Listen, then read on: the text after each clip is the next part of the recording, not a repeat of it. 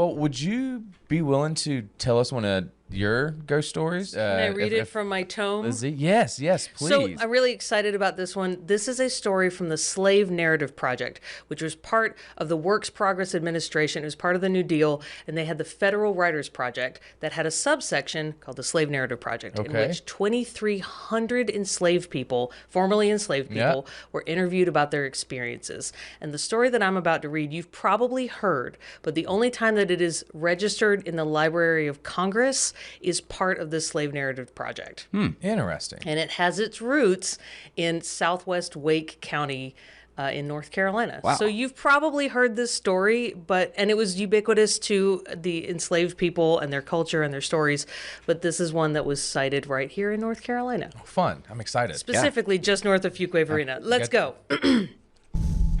Before the Civil War, there was a free black man who ran a mill just north of Fuquay that processed grains for farmers in the area. He made a pretty good living and was respected within the community. But all that changed when a strange but beautiful woman moved to town and married the miller.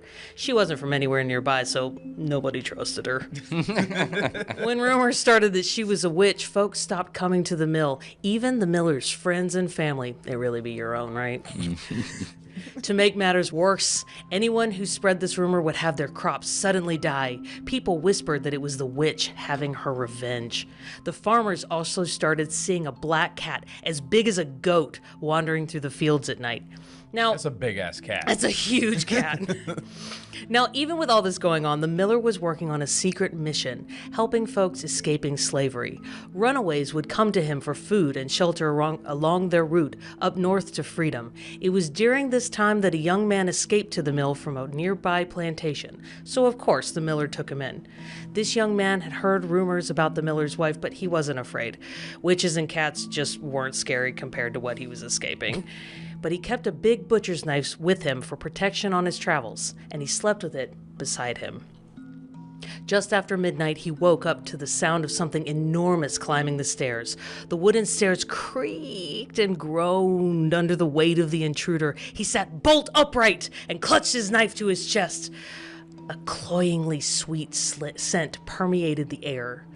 Moonlight through the small window revealed an enormous cat padding into the room. It was even more horrible than he'd heard. Its fur looked like black oil, and its eyes were so bright and red that they lit up the room. The cat hissed and lunged at him, but he threw his blankets between them. The sharp claws slashed through the blanket, just missing the man's chest. The saccharine scent that came from the cat's jowls churned his stomach as he managed to keep the feline snapping teeth away from his face. Please hold for a cheerwine break. That's right. And we're back. That's my clap test. The knife fell on the mattress beside him as he struggled to keep up the thin wool barrier. The cat screamed and finally caught the edge of the blanket with a claw and yanked. Desperate, the man grabbed the knife and lopped off the paw that held the blanket with a powerful chop. Terrifying. Oh, yes. Yeah.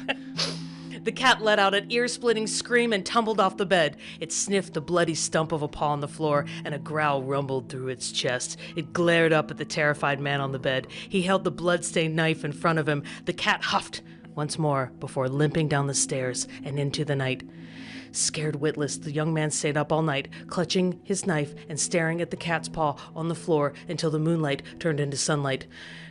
When the miller came in the next morning, he was surprised to see the brave young man so frightened. Showing the paw as evidence, the man told the miller what had happened the night before. The miller ran to get his wife, who refused to get out of bed. Worried that the cat may have attacked her too, he flung the sheets off of her. To his horror, he saw that the sheets were soaked with blood, and her right hand had been cut clean off. The rumors were true. Ooh. She was a witch. The miller immediately banished her from the house and warned her never to come back again. She wrapped a sheet around her ruined arm and walked onto the porch in her blood-stained nightgown. She looked back over her shoulder at her husband. He locked eyes with her from the doorway. The miller thought it was his imagination, but for a split second, it seemed like her brown eyes glowed red. With an angry smirk, she turned away and began skulking down the road. No one ever heard from her again. After that, the crops came back, the farmers began to return to the mill, and the miller's business thrived once again. All was well for the little community, but sometimes, even to this day, when there is a bad harvest, farmers claim to see a giant black cat with fiery eyes wandering through the fields in the moonlight. Wow, that was awesome. That was fantastic. Thank you. That's such a good story. Yes.